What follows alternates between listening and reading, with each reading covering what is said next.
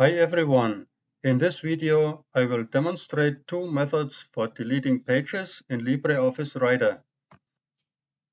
Method number 1. We have a 10-page document and want to delete a single page. Mouse over the text to be deleted. Delete with the backspace key. If an empty page remains, apply backspace again, sometimes twice. Method number 2.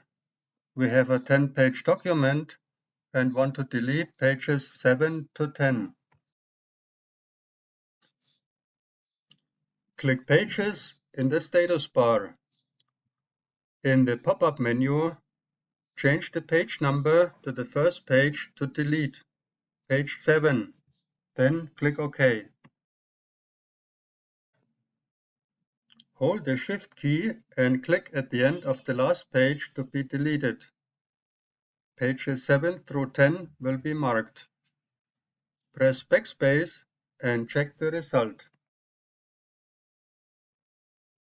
The same procedure in single page view. Click Pages in the status bar. In the pop-up menu, change the page number to the first page to delete, page 7. Then click OK. Hold the Shift key and scroll down to page 10.